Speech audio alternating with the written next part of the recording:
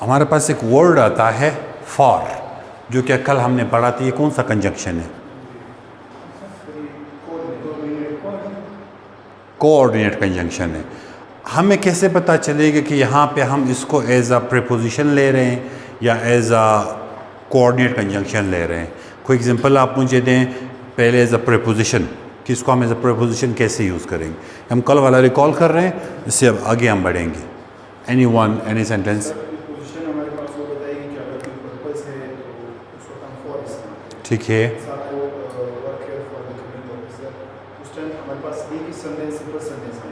Like this apple is for you. This apple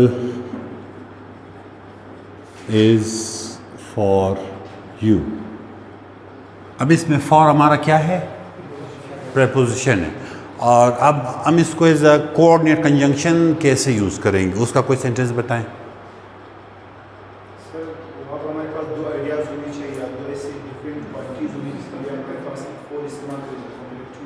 ठीक है, कोई एग्जांपल?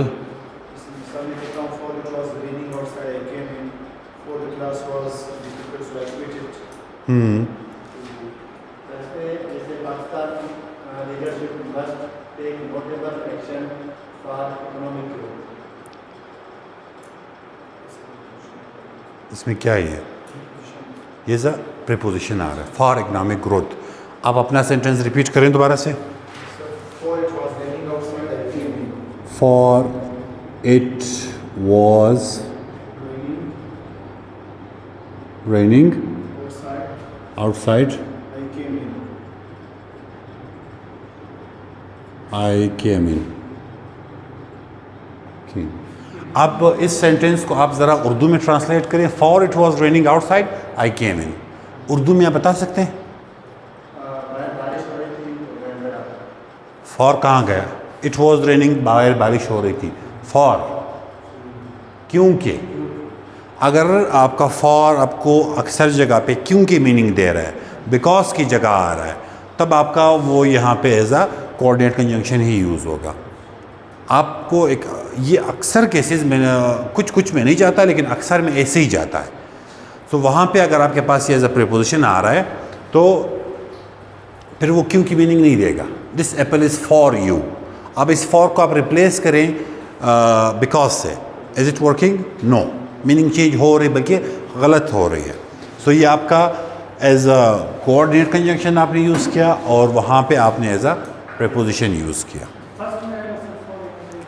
इसको आप बीच में भी यूज़ कर सकते हो, जहाँ जहाँ आपको I came in for it was raining outside, तो बीच में आ गया। आई होप आप लोग खैरियत से होंगे। गुड। बाहर गर्मी थी थोड़ी बहुत? फाइन। You are.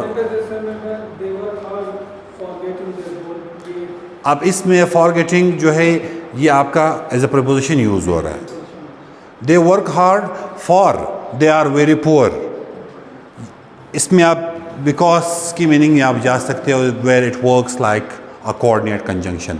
यानी अभी आप कंपाउंड सेंटेंस भी बनाना जानते हैं और कम्प्लेक्स भी बनाना जानते हैं। अब जब आपने कंपाउंड कम्प्लेक्स सेंटेंस बनाना, यानी कंपाउंड कम्प्लेक्स दोनों, यानी like that, compound complex sentence, इसको बनाने का क्या तरीका है?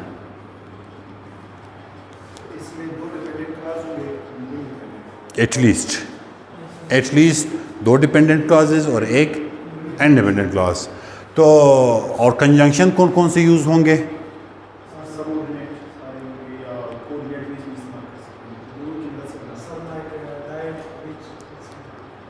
आसान वर्ड्स में हमने कंपाउंड सेंटेंस बनाने के लिए कोऑर्डिनेट कंजंक्शन यूज़ किया था, कॉम्प्लेक्स के लिए सबऑर्डिनेट किया था। कंपाउंड कॉम्प्लेक्स बनाने के लिए हम एक कोऑर्डिनेट यूज़ करेंगे और एक सबऑर्डिनेट यूज़ करेंगे। एक आपने एक से उठाया, एक दूसरे से उठाया, तो अल्टीमेटली आपके पास 3 वहाँ पे क्लॉजेज आ गई। डिपेंडेंट और इंडिपेंडेंट ये बात की स्टोरी। तो आपके सेंटेंस में एक कोऑर्डिनेट कंजंक्शन होना चाहिए और एक सबऑर्डिनेट कंजंक्शन होना चाहिए। तो प्लीज़ आप उसका एक सेंटेंस बनाएं, एक ही बनाएं, जिसमें कोई भी आप कंजंक्शन पुट करें, but that shall be 1 coordinate and 1 subordinate. Correlative के बारे में आप मैंने असाइन किया था, क्या आप पढ़े हैं? आप लोगों ने पढ़ा उसके बारे में? अच्छा, पहले आप लोग ये सेंटेंस बनाएं प्लीज़।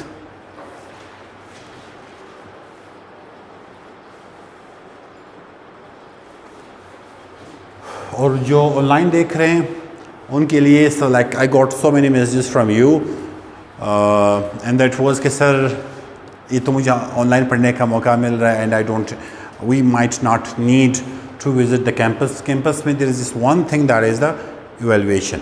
अगर आपकी राइटिंग की इवैल्यूएशन हो रही है sentence by sentence, then you will like get so many things. यहाँ पे यू कैन जस्ट सी कि हो क्या रहा है। Stay tune. आपका हो गया? While taking class, I felt asleep, so I quit the class. अब इसमें आपका कोऑर्डिनेट कंजंक्शन कौन सा है? सोए। और while जो आपका सबऑर्डिनेट है, and now this sentence is your compound complex sentence. ठीक है। कोऑर्डिनेट, कोऑर्डिनेट ये आप सीखें। कंपाउंड बनाने के लिए हम कौन सा कंजंक्शन यूज़ कर रहे थे? कोऑर्डिनेट, जो आपके पास आते हैं फेन बॉयज़ के। और कॉम्प्लेक्स बनाने के लिए हम सबऑर्डिनेट यूज़ कर रहे हैं। इन दोनों को जब हम मिलाएंगे we will get this compound complex sentence. और अगर आपने रिपीट किया हुआ है कोर रिलेटिव जो कंजंक्शंस हैं उनका कोई एक सेंटेंस आप बनाएं। एक बार आपको समझ जाएगा कि सेंटेंस कैसे बनाना है, फिर इसको मैं कनेक्ट करवाऊंगा सेकंड और थर्ड सेंटेंस से, जिसमें which would lead you towards the paragraph. अगर आपको जल्दी समझ आ गया तो मुझे फिर यहाँ टाइम इन्वेस्ट करने की ज़रूरत नहीं होगी, वी कैन मूव।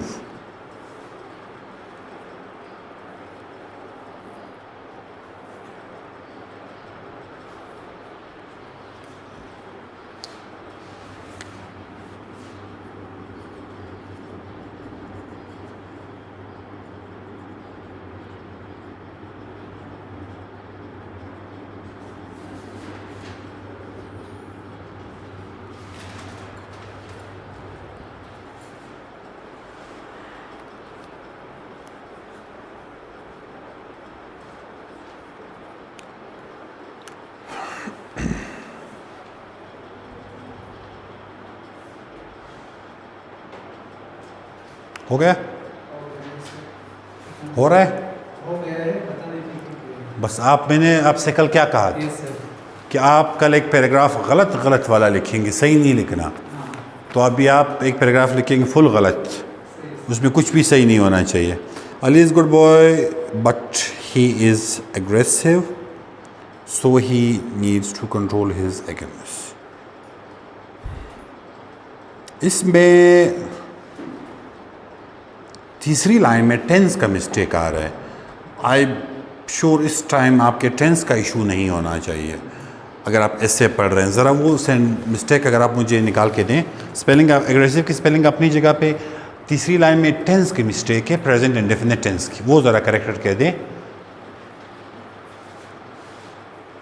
आपने नहीं बताना, let him think, he will go for the, he knows tenses, he knows, बस ज़रा रिकॉल करने की ज़रूरत है। हो गया आपका?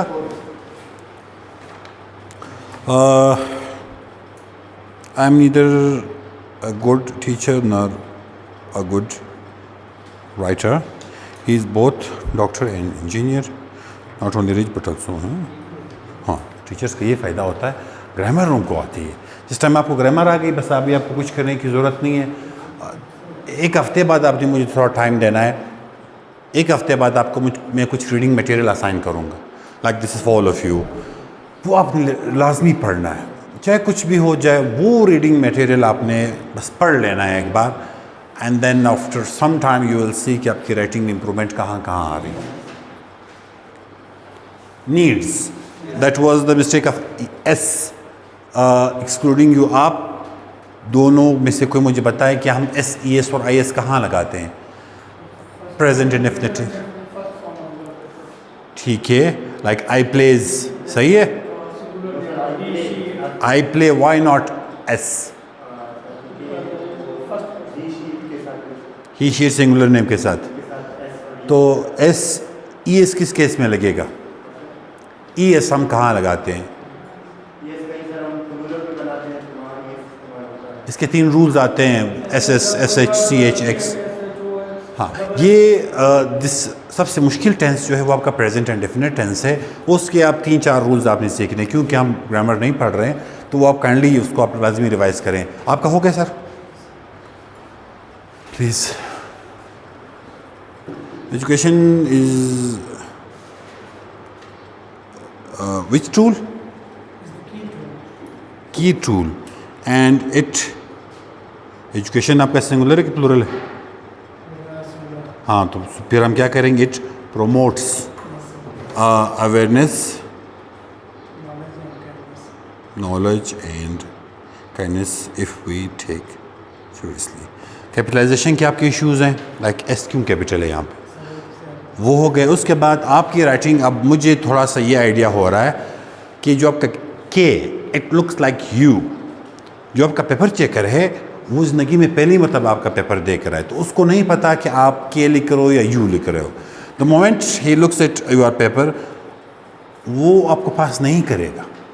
Trust me, I being paper checker, मेरे पास जब पेपर आता है and look at the paper, अगर if I am not easy उसको पढ़ने में, मैं उसको पास करने में मुझे कोई वो नहीं कि इसको मुझे पास करने में, फेल कर दूंगा। फेल करना ईजी, पास करना मुश्किल है। तो आपकी writing it shall be like कि बंदा उसको पढ़ ले, उसको समझ इजी आ जाए, और उसके लिए अच्छी राइटिंग आप मुझे दिखाएं, विच इज़ गुड। हाँ, this one is good. Exam में भी ऐसे ही होगा, ऐसे ही लिखना है यहाँ पर भी।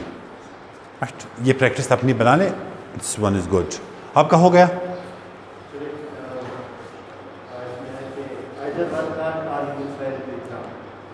इधर और आपने कौन सा बनाया? First good one.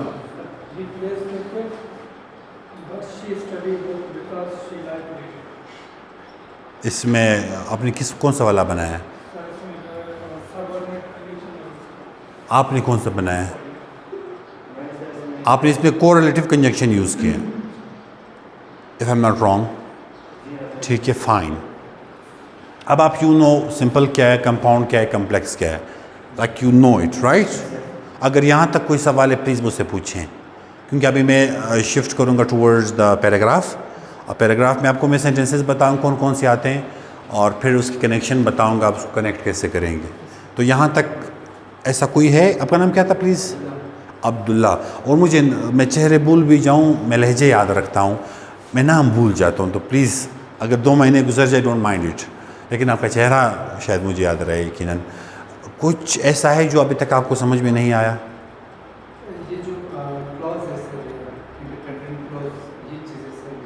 ये ग्रामर का हिस्सा है। हाँ, आपको मुझे सिर्फ ये बताना है कि इसको बनाने के लिए आपको कौन कौन से कंजंक्शन यूज़ करने हैं। अब ये आपके क्लॉजेज जो इनके अलग से एक बड़ी लंबी स्टोरी है। अच्छा, पैराग्राफ राइटिंग में यू नो के कितने सेंटेंसेस आते हैं? Anyone? I am not talking about the number of sentences in that way. कितने टाइप्स के सेंटेंसेस उसमें आते हैं? अब मैं एक आपको बता दूंगा, आप कहेंगे हाँ सर ये तो यही है। First one is topic sentence. याद आ गया ना? हाँ, ये मैं पूछ रहा हूँ। टॉपिक सेंटेंस हुआ, हम पहले आगे नहीं जाएंगे, सी सेंटेंस। टॉपिक सेंटेंस में क्या होता है?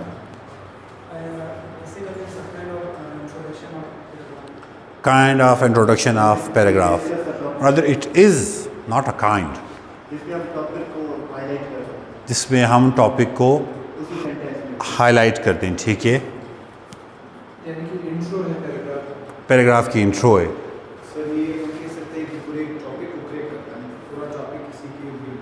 तारुफ है उसका, आप बताएं।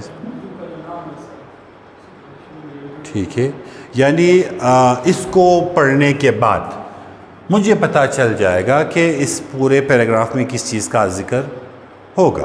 एम आई राइट? तो प्लीज़ आप लोग मुझे एक टॉपिक सेंटेंस बताएं, सोचें, गो फॉर द ब्रेनस्टॉर्मिंग, किसी भी टॉपिक जो आपको पसंद हो उसका मुझे टॉपिक सेंटेंस बताएं, बल्कि लिखें अपने पेजेस पर। और एक सेंटेंस लिखना है, एक का मतलब एक, it shall not be two sentences. वो एक आप सिंपल लिखो, कंपाउंड लिखो, कम्प्लेक्स लिखो, वो आपकी मर्जी है।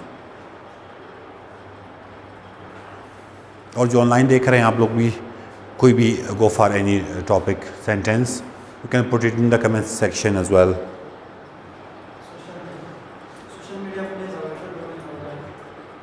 लिखो।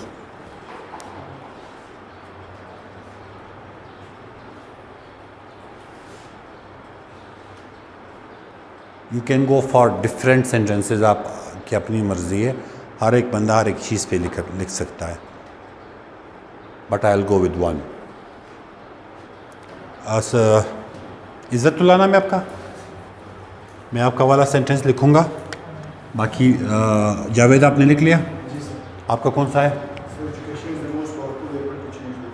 Education is the most powerful weapon to change the world. Social media is the in our daily life. ठीक है, तो मैं इसको सोशल मीडिया प्लेज, वाइटल की स्पेलिंग क्या है? वो नहीं आता।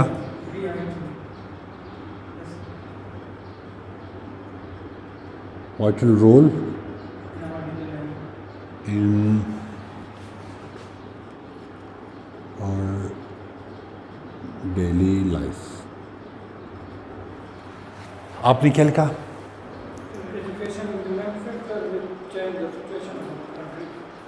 Education is the main factor which change situation of any country. ठीक, आपने?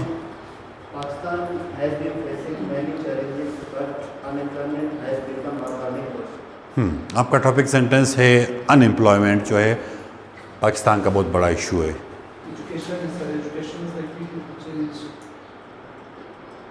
सोचना क्यों पड़ा, लिखा होगा आपने। हाँ, कंप्लीट करें। ठीक है, ये आपका क्या है? ये आपका टॉपिक सेंटेंस है। ये टॉपिक, ये एक सेंटेंस मैंने पढ़ा and it is one sentence. इससे मुझे समझ आ गया कि बाबा इस पूरे पैराग्राफ में मैं इसकी बात करूंगा कि जो हमारा सोशल मीडिया है वो एक वाइटल रोल, जो दो वर्ड इसमें आ रहे हैं, एक आपका सोशल मीडिया है, एक इसका वाइटल रोल है। अब जो नेक्स्ट आएगा हमारे पास वो क्या होगा? Supporting details. अब सपोर्टिंग डिटेल्स में क्या आता है?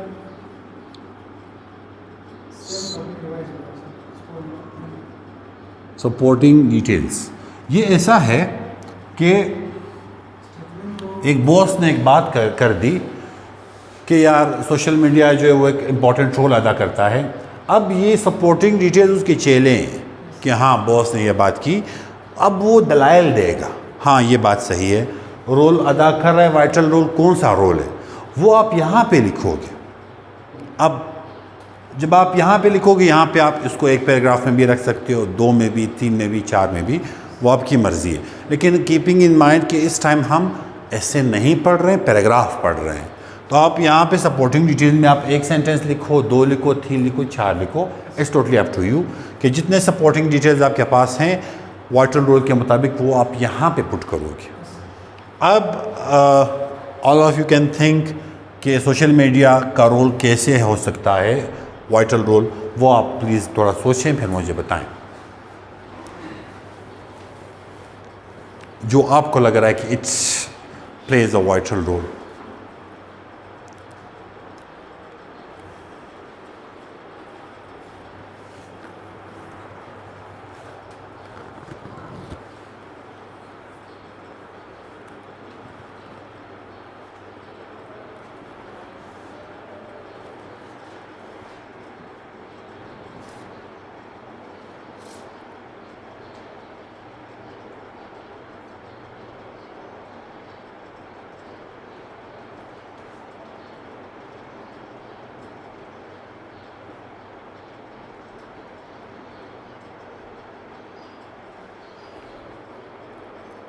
ये आखिर में 024 किसका नंबर है?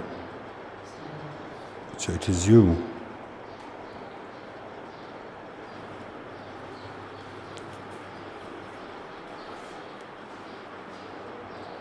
आप बेशक एक दो ही ऐड कर लो, ज़्यादा लंबा ना खींचो। We just need to learn कि हमारे सपोर्टिंग डिटेल्स होती हैं क्या हैं।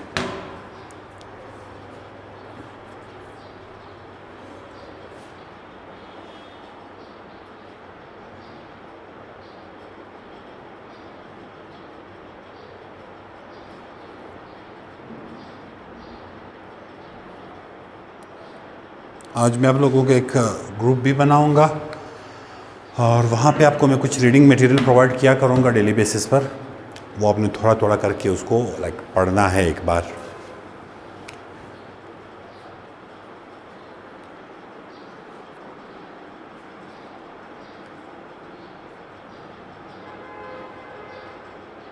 और उसमें जो वोकेबलरी यूज़ होगी वो आपने लाजमी हाईलाइट करनी, उसको आपने यूज़ करना है। कहीं आगे भी काम आ सकती है, लेकिन ज़ाहिर है आप उसको यूज़ भी करेंगे।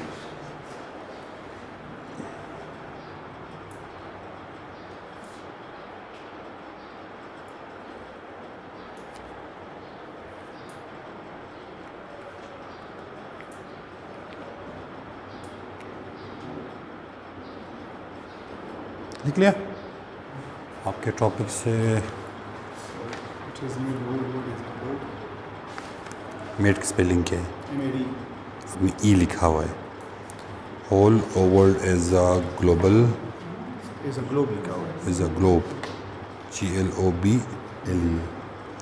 सो it creates awareness and conveys the message. The कटी जो आपने बड़ा किया हुआ है उसको बीच में सीखा।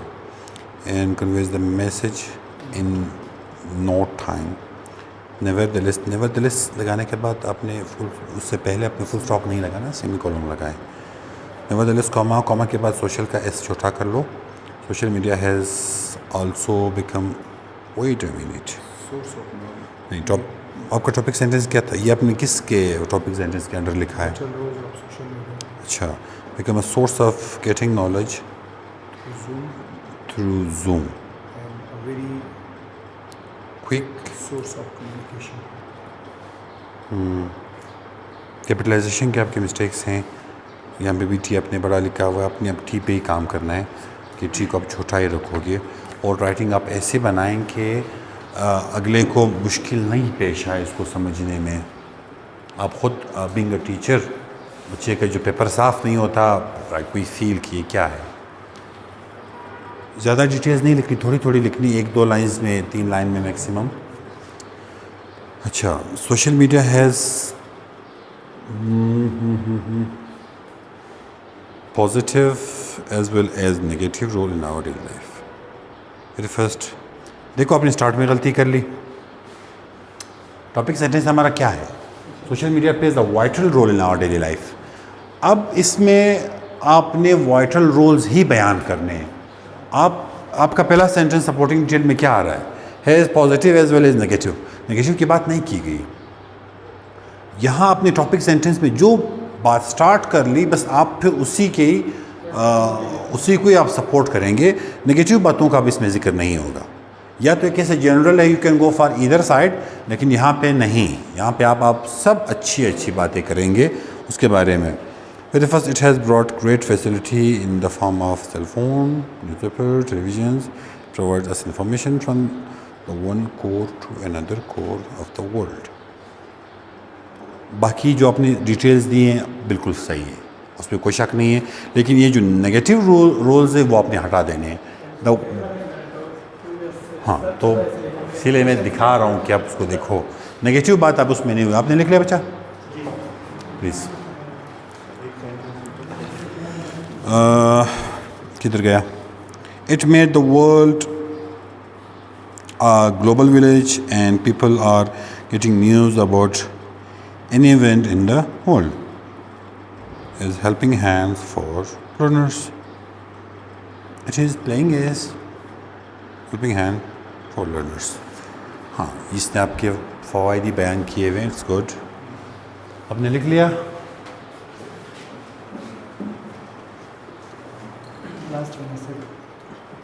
ये it educates educates, right? It educates us about daily life situation, politics, weather and so on. ये हर एंड से ठीक है. It can aware about the current issues of country or society. सही है. आपका क्यों क्या समझ नहीं आ रहा? अच्छा लिखना होता है यार. अब यकीन करिए ये सारा आपको यूट्यूब पे मिलेगा. यहाँ पे लिखना हो, ऐसा नहीं कि इनको आ नहीं रहा. They know it. नहीं लिखोगे it would be like of nothing. But again it's your choice. It's your choice. But I would suggest you to write it. I know you know but practice makes a man perfect. ठीक हो गया. अब आपने इसकी supporting details में क्या लिखा? कोई बच्चा मुझे बताए. जावेद आप बताएं.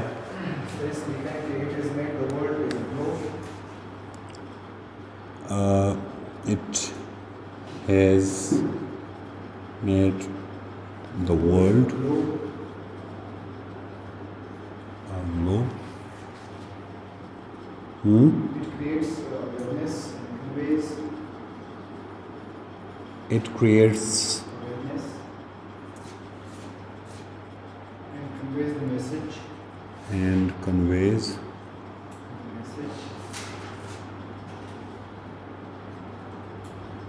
No time.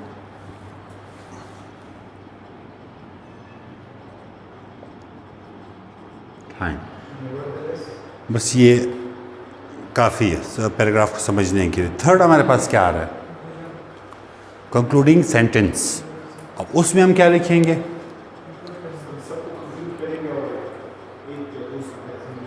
अब हम सबको लाइक अपने ये जो 2 सेंटेंसेस लिखे हुए इसको हम कंक्लूड कैसे करेंगे? सबकी समरी बताएंगे. ऐसे 2 sentences यूज सब कुछ शॉर्ट करें. Can you try? Please.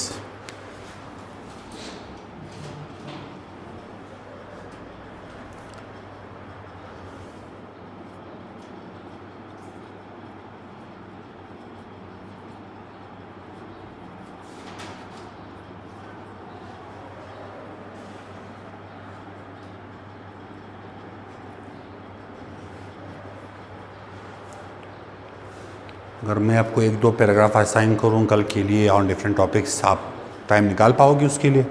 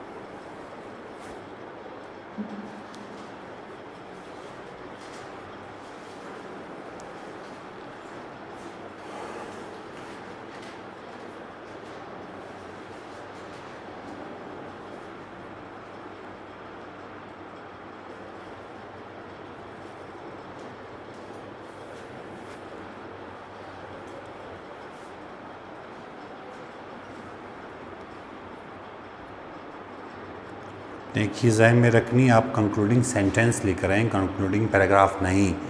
मैंने जब पैराग्राफ पढ़ाया उसमें ज़्यादा पैराग्राफ के अंदर सेंटेंसेस पढ़ाने होते हैं. स्टूडेंट जो है वो पैराग्राफ ही लिख रहा होता है. Have to go with the sentence not the paragraph.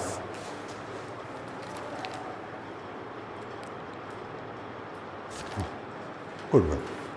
आप लिखिए लिखा. For social media educators.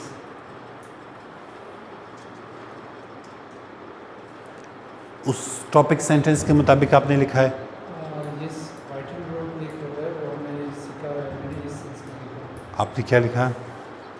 Hence, social media is great for अच्छा, मैं बाकियों का भी देख लूँ फिर आपसे। So in short, it is the most important and key part of the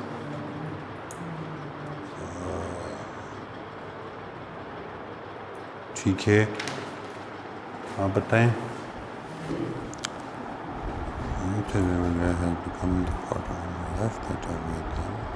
surrounding incident, ठीक है। Does social media plays a vital role in our daily life? It provides us data. नहीं, अब आप इसमें देखिए, it provides us data and creates awareness in our daily life। ये फिर आप सपोर्टिंग डिटेल लिख रहे हैं, फिर आपका आ गया does social media plays a vital role in our daily life। यहाँ तक वाइटल रोल की जगह पे आप कुछ और लिख सकते हैं। आपने सिर्फ एक काम करना है, ये जो यहाँ आपने लिखा है इसको यहाँ लिखना है, बट इन अदर वर्ड्स। यही काम हम एसे में भी करेंगे। जो आपका इंट्रोडक्टरी पैराग्राफ है, हम उसी को पैराफ्रेज करके हम कंक्लूडिंग पैराग्राफ में लिखेंगे। ऐसा नहीं हो सकता कि आपने लिखा सोशल मीडिया बहुत अच्छी चीज़ है, आप लिखते गए बाद में आपको लगा ये तो बुरी चीज़ भी है, आपने उसकी बुराइयां बयान की और आखिर में आपने कहा कि नहीं बहुत बुरी चीज़ है। जो बात आपने स्टार्ट में कही, हंजला राइट, हाँ, जो बात आपने स्टार्ट में कही वही बात जो है आप कंक्लूडिंग सेंटेंस में करेंगे। जिस तरह से इज़्ज़तुल्लाह ने लिखा है, इज़्ज़तुल्लाह ने क्या लिखा है?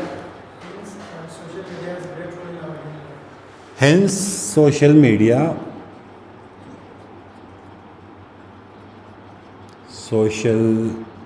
Media has great role in our daily life। कर लो इस तरह का कुछ,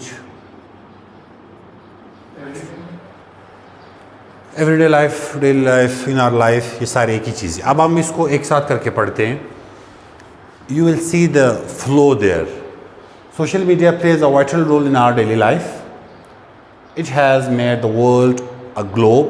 It creates awareness and conveys message in no time, within no time. Hence, social media has great role in our daily life. Start हुआ कि बड़ी importance है, आपने इंपॉर्टेंस बता दी और कंक्लूड कर लिया। इस तरीके से आप कोई भी पैराग्राफ लिखेंगे। Each paragraph will carry one idea। यहाँ पे आप बात करेंगे सोशल मीडिया की वाइटल रोल की। इसमें अब आप और कुछ नहीं लिखेंगे। यूट्यूब पे अगर आप देखें, मैंने जो पे कुछ पैराग्राफ्स लिख के दिए, one of them was about my home और my house, the beauty of Kashmir. अब बंदे ने लिख लिया द ब्यूटी ऑफ कश्मीर, तो अब आप कश्मीर की खूबसूरती पर ही बात करेंगे उस पूरे पैराग्राफ में। यू विल नॉट टॉक कि कश्मीर जो एक आधा हिस्सा हमारे पास है, आधा जो है वो इंडिया के पास है, कश्मीर के लोग ऐसे हैं। In terms of beauty you can go there, but it shall tell the beauty. Kashmir में बजट का इशू है, कश्मीर में लाइट इतनी है और राशन मिल रहा है नहीं मिल रहा, व्हाटएवर इज़ देयर, वो आप नहीं लिखोगे। आप सिर्फ़ और सिर्फ कश्मीर की खूबसूरती की बात करेंगे। अगर आपने कुछ और बात लिख दी, बेशक आपने सही लिखा होगा, लेकिन वो आपका गलत तस्वुर किया जाएगा। और कोई भी एस्से लिखने के लिए आपने सिर्फ एक काम करना है, आपने आसान और सही अंग्रेज़ी लिखनी है, like the easy English and the correct one. अगर आपकी बीइंग अ पेपर चेकर, आपका अगर मैं एस्से पढ़ता हूँ, मैं वहाँ पे अगर पहले पैराग्राफ में मुझे एक मैक्सिमम 2 मिस्टेक्स मुझे नज़र आए, स्पेलिंग मिस्टेक्स, मैं आपका पेपर चेक नहीं करूँगा। क्योंकि अगर आप इंट्रोडक्टरी पैराग्राफ में स्पेलिंग मिस्टेक्स कर रहे हो, इसका मतलब है आगे भी मिस्टेक्स आपकी होंगी। टेंस का मिस्टेक कर रहे हो, आगे भी उसका इशू आएगा। और फिर आप एक बड़ी पोस्ट पे जा रहे हैं, तो वहाँ पे इन चीज़ों की जो है वो स्पेस आपके पास नहीं है। यू शैल नो कि आपका कोई भी कमीशन का पेपर, स्पेशली जो आपका CSS और PCS का होता है, वो चेक कैसे होता है। ये आपके एग्ज़ामिनर साहब खड़े हैं, उनके सामने ये बंडल पड़ा हुआ है, वो आपका पेपर उठाता है, पहला पैराग्राफ पढ़ता है, उसको लगा हाँ ये सही है, वो सीधा जंप करेगा आखिरी पैराग्राफ पर, वो देखिएगा हाँ इन दोनों की बात सही है, उसको बात समझ आ रही है। बीच में एक और पैराग्राफ वो पढ़ेगा कि वही स्टोरी चल रही है जी, वो आपका पेपर उठाएगा राइट साइड पर रखिएगा। एक और उठाता है, उसको पढ़ता है वो कि पहले पैराग्राफ एक दो मिस्टेक्स आ गई, ये पॉइंट पहले में है, आखिरी में जाता है, वो ज़्यादा मैच नहीं कर रहा, वो लेफ़्ट साइड पे रखिएगा। इसी तरह लेफ़्ट और राइट विंग की डिवीज़न वो करता है। उसके बाद जो आपके लेफ़्ट साइड के पेपर है, आपने सुना होगा कि यार मैं फ़लाँ जो है एस्से में 1 नंबर से सिर्फ रहेगा, CSS फ़लाँ 2 नंबर, और सर तकरीबन सब 1-2 नंबर से ही रह रहे होते हैं। अब 40 मार्क्स जो है आपके पासिंग मार्क्स, वो आपको 1 नंबर से फेल करे, आपको वो 30 नंबर से फेल करे, फेल आप हैं तो वो क्या करता है, यूँ करके फेल आपको कर देता है। बेशक 1-2 नंबर काट ले, आपके वो फेल कर लेगा। And the bad thing is आप रीचेकिंग नहीं करवा सकते कि नहीं मेरा पेपर रीचेक कर लो, सो वो आपके पेपर पे एनर्जी वेस्ट नहीं करेगा। अब आ जाता है वो राइट साइड के पेपर्स पे, वहाँ उसने पहला, आखिरी और बीच का पैराग्राफ पढ़ा एंड ही फाउंड कि हाँ दिस इज़ वर्थ रीडिंग। अब वो क्या करेगा, वो आपका पेपर लफ्ज़ बलफ्ज़ पढ़ेगा, क्योंकि उसने ये पेपर यहाँ इस नीयत से रखे हैं कि इन बच्चों को पास किया जा सकता है। अब वो एक एक लफ्ज़ पढ़ेगा कि उसमें आपने क्या क्या लिखा है, आपने रेफरेंसेस दिए हुए नहीं दिए हुए, आप इवन जो आपका एस्से है उसके जितने पैराग्राफ्स हैं उनकी डिवीज़न कैसे हुई है, आपके पैराग्राफ एक दूसरे के साथ कनेक्टेड हैं या नहीं है, फ़्लो उसमें आ रहा है या नहीं आ रहा, और स्टार्ट कैसे लिया, एंड कैसे किया, ये सारी चीज़ें वो उसमें फिर काउंट करते हैं और तब जाके आपका पेपर पास होता है। ये वो पेपर है जो एक सेंसिबल मैन चेक करेगा। कभी कभार एग्ज़ामिनर का मूड वैसे ही ख़राब होता है, और जो आप 1-2 महीने आपका सैकड़ों हज़ारों पेपर के रिज़ल्ट्स आ जाते हैं, तो वो एग्ज़ामिनर के मूड पे, पेपर चेकर के मूड पे आता है, वो जैसे चेक कर ले। सो आपने एक सेंसिबल आदमी के हिसाब से ही पेपर अपना अटैम्प्ट करना है। अभी वैकेंसीज़ आ रही हैं आपकी PCS की, FI में शायद कोई 6000+ जॉब्स आ रही हैं, सो उसके लिए you have to go with that. आपको जो मैं असाइन करूँगी, यानी आज इंशाल्लाह मैं ग्रुप्स डिज़ाइन करूँगा जो आप इसे फाइनली ज्वाइन करेंगे मुझे, reading material would be there, और मैं ईडियम्स पे भी बात करूँगा, और कल आपके आने से पहले मैंने यहाँ पे ईडियम्स भी लिखे होंगे, और उसके साथ साथ जो है सिनोनिम और एंटोनिम भी लिखे होंगे, वो आपके वोकैबुलरी बैंक का हिस्सा होने चाहिए। You can have a resistor, वहाँ पे आप लिख सकते हो। लाइक मैंने एक लिस्ट थी, देयर वाज 1000 वर्ड्स, यूनिवर्सिटी में मुझे किसी ने दी थी, मैंने तब याद करना शुरू किया। वो इतने मुश्किल वर्ड्स थे, तो अब जहाँ मैं किसी एग्ज़ाम में जाता हूँ तो उनमें से 2, 3, 4, 5 लाजमी आते हैं, तो वो लिस्ट आपके साथ में शेयर कर सकता हूँ। अगर मैं पूरा करूँगा आप याद नहीं कर पाओगे, तो उसकी डिवीज़न मैंने 2 महीने के हिसाब से की है। सो मैं आहिस्ता आहिस्ता शेयर करता रहूँगा आपके साथ। सो अब कोई सवाल है तो वो पूछें, अदरवाइज़ आपको मैं व्हाट टाइम इज़ इट? 48। आप कितने बजे जाएंगे? पूरे 5 पे। So we have time 48, 12 minutes are there. So meanwhile आप एक छोटा सा पैराग्राफ लिख सकते हैं जिसमें बेशक आप इतना ही लिखिए जितना ये है। फाइन, तो जो पैराग्राफ्स आपने ख़ुद स्टार्ट किए हुए थे, you can go with that one. हाँ, जो आपका टॉपिक सेंटेंस अलग था वगैरह वगैरह। हंजला कैसे हो? ठीक ठाक हो? कल नहीं थे आप यार? Yesterday was like it was the introductory day, so अगर आप आते हैं तो आपको हमारे प्लान्स पता चलती हैं। लेकिन आपने वीडियो शायद देख ली होगी कि नहीं? हाँ, क्या था शायद जी।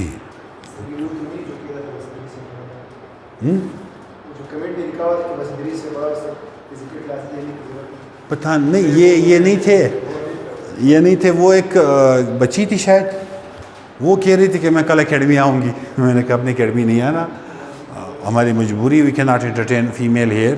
उसके लिए गर्ल्स का एक अलग से कैंपस होगा, तो वो वहाँ पढ़ सकती हैं, कि for the timing we are here. तो आपकी क्वालिफ़िकेशन क्या थी? BA। अच्छा, ठीक है। और आप लोग जो सुन रहे हैं, कोई भी पैराग्राफ लिखिए, मुझे कमेंट बॉक्स में दें, आई विल गो थ्रू दैट। उसमें सब्जेक्ट्स क्या हैं आपके मेजर?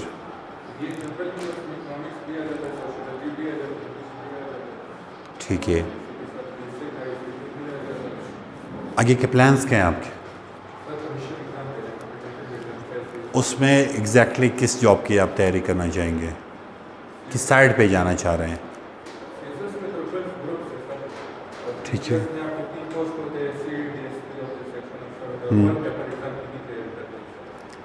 मतलब आप फिक्स नहीं हैं, आप कुछ भी कर सकते हैं। जो भी पूछता है इसमें reply करना। So good. सही। इंशाल्लाह विल डू इट। 4 से 5 हमारी क्लास होती है, so you can join us at that time.